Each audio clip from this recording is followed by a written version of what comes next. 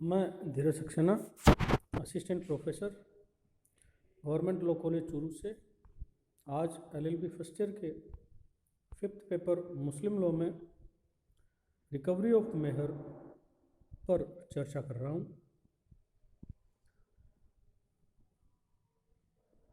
विवाह में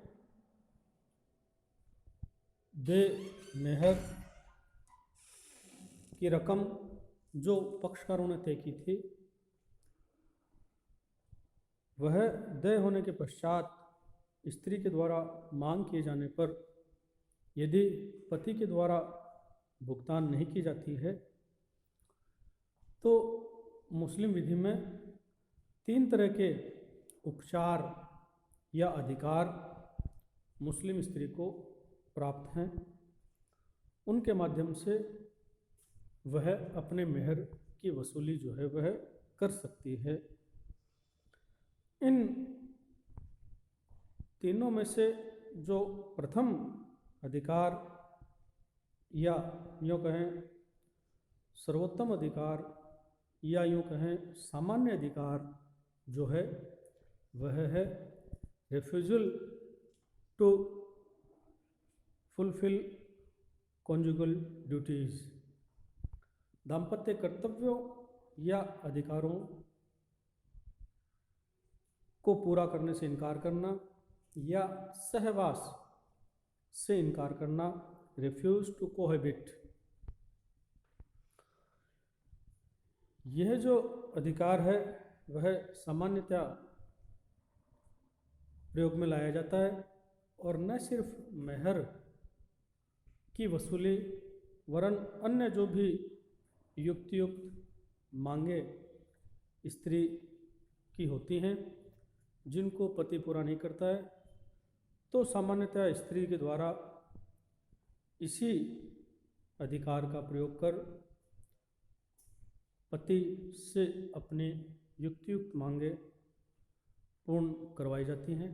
आप जानते ही हैं, यदि हम विधि के प्रावधानों में देखें तो दाम्पत्य कर्तव्यों या सहवास से इनकार करने का जो अधिकार है वह 2 भागों में विभाजित किया गया है।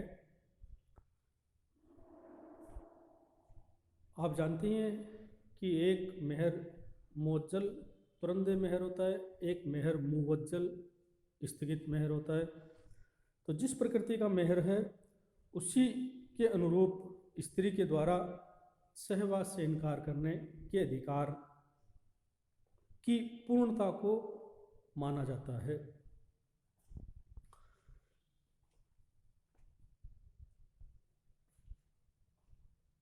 यदि तुरंत मेहर के रूप में तय किया गया है और वह स्त्री के द्वारा विवाह के तुरंत पश्चात अर्थात विवाह की पूर्णता होने से पूर्व विवाह में एक बार भी पति पत्नी जैसा संबंध नहीं बनाया गया है, उससे पूर्व ही यदि स्त्री के द्वारा मांग किया जाता है और पति भुगतान करने से मना करता है तो स्त्री के द्वारा सहवास से इनकार करने को मुस्लिम विधि में पूर्ण बचाव माना जाता है। वहीं यदि स्थगित मेहर की बात हो या तुरंत मेहर में एक बार भी विवाह पूर्ण अवस्था को पहुंच चुका है, तब स्त्री के द्वारा सहवास से इनकार करना आंशिक बचाव जो है वह माना जाता है। स्थगित मेहर आप जानती हैं कि किसी घटना पर आधारित किया गया है और चूंकि वह घटना इतने समय पश्चात होती है जो कि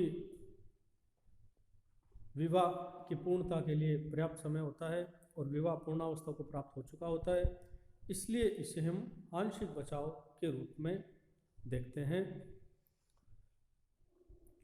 इन दोनों से अर्थ यह है कि यदि पति पत्नी के विरुद्ध दाम्पत्य कर्तव्यों की पालना करने का वाद लाता है तब न्यायालय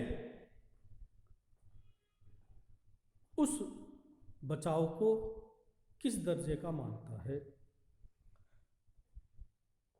तो यदि विवाह पूर्णावस्था को नहीं पहुंचाए तो इसे न्यायालय पूर्ण बचाव एब्सोल्यूट सेफगार्ड के रूप में देखता है और पति की जो दाम्पत्य अधिकारों की पुनर्स्थापना का वाद है वह खारिज कर दिया जाता है।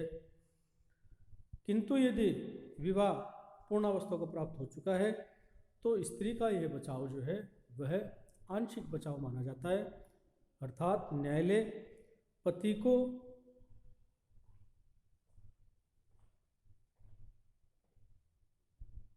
मेहर के भुगतान करने की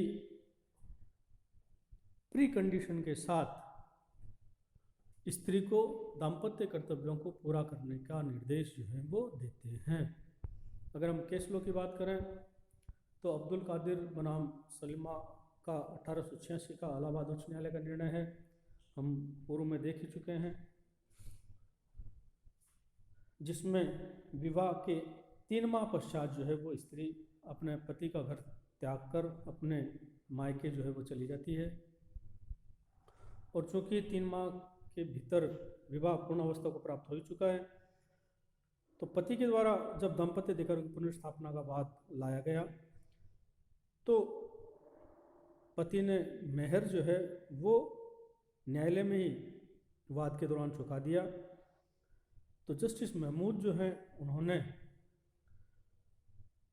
पति के पक्ष में डिक्री जो है वो जारी की और यह तय किया कि विवाह के पूर्णावस्था प्राप्त करने से पहले पत्नी अगर सहवास से इनकार करती है तो यह पूर्ण बचाव माना जाएगा और अगर विवाह की पूर्णावस्था को प्राप्त करने के बाद वाद दायर किया गया है तो न्यायालय सशर्त डिक्री जो है वो पति के पक्ष में जारी करेगा। इसी के साथ अनीस बेगम बनाम इस्तीफा वली खान का 1933 का इलाहाबाद उच्च न्यायालय का निर्णय भी है। उसमें विवाह के 3 वर्ष पश्चात और पुत्री के जन्म के पश्चात पति पत्नी में मतभेद होता है और पत्नी पति का घर त्याग देती है तो पति के द्वारा पुनर्स्थापना का वाद लाया जाता है। तो स्त्री 2 बचाव जो है वो लेती है कि एक तो पति ने भुगतान नहीं किया है मेहर का और दूसरा पति जो है वो अनैतिक जीवन जी रहा है और उसने घर में रखेल रख लिए। तो इस विवाद को हल करते हुए इलाहाबाद उच्च न्यायालय ने तय किया कि पति जो है मेहर का भुगतान करे और स्त्री के लिए पृथक निवास और नौकर की व्यवस्था करे।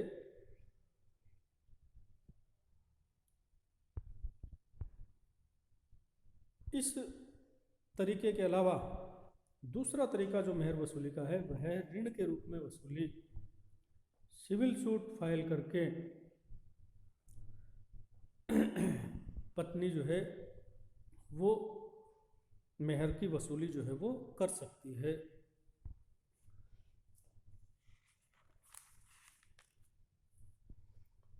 ये हम पहले ही देख चुके हैं मेहर की प्रकृति में कि यद्यपि मेहर की राशि पति द्वारा पत्नी को दी जाती है लेकिन मुस्लिम विधि में इसे पति पर आरोपित दायित्व माना जाता है और यह एक तरह से ऋण माना जाता है, जैसे कि पत्नी ने पति को मेहर की धनराशि उधार दे रखी हो।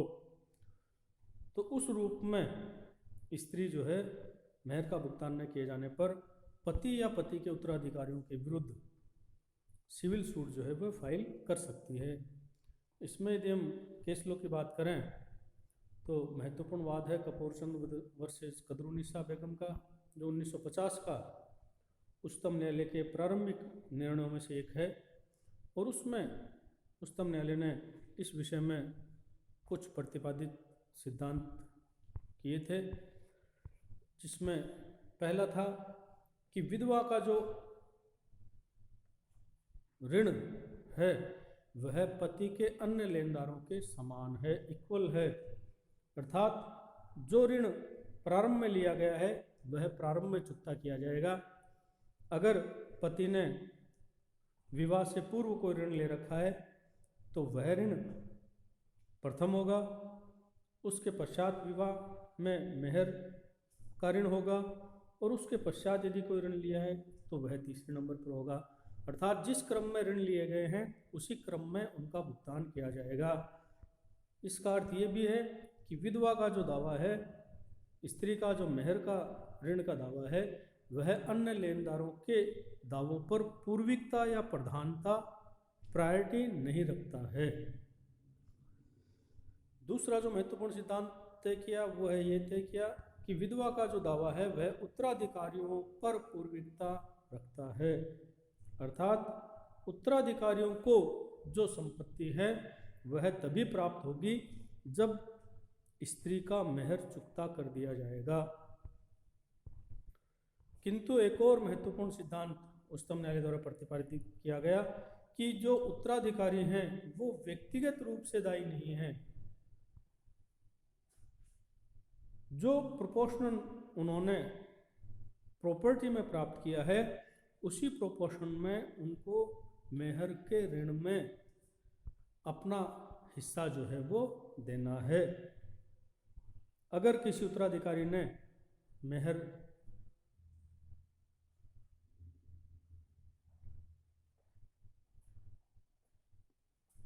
पति की संपत्ति में उत्तराधिकार प्राप्त नहीं किया है, हिस्सा प्राप्त नहीं किया है, तो वह मेहर में भी कोई हिस्सा नहीं देगा।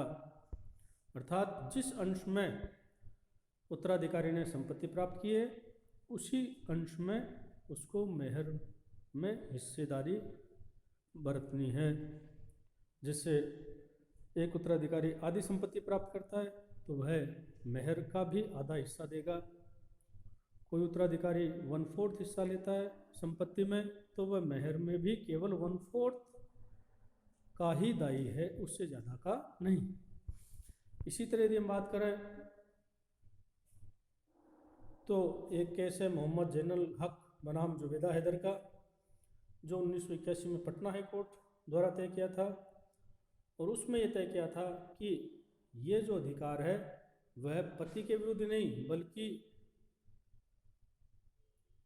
स्त्री के उत्तराधिकारी भी जो है वो अधिकार रखते हैं। अर्थात केवल स्त्री वाद नहीं ला सकती बल्कि स्त्री की मृत्यु होने पर उसके उत्तराधिकारी भी पति या उसके उत्तराधिकारियों के विरुद्ध मेहर की वसूली के लिए वाद ला सकते हैं। इसी तरह एक महत्वपूर्ण केस हमीदा बीबी बनाम जुबैदा बीबी का है, 1916 में प्रिवी काउंसिल द्वारा निर्धारित, जिसमें मेहर को ऋण की श्रेणी में रखा गया था और यह तय किया गया था कि मेहर जो है पति के द्वारा लिया गया पत्नी से ऋण की तरह माना जाएगा। तो ये कुल मिलाकर आज हमने चर्चा की कि मेहर की वसूली किस तरह हो सकती है। उन 3 तरीकों में से 2 तरीकों पर हमने आज चर्चा की, जिसमें ऋण के रूप में वसूली करने के लिए सिविल सूट फाइल करने का और दाम्पत्य कर्तव्यों से इनकार करना या सहवास से इनकार करने के अधिकार पर। तीसरे तरीके पर हम कल चर्चा करेंगे। धन्यवाद।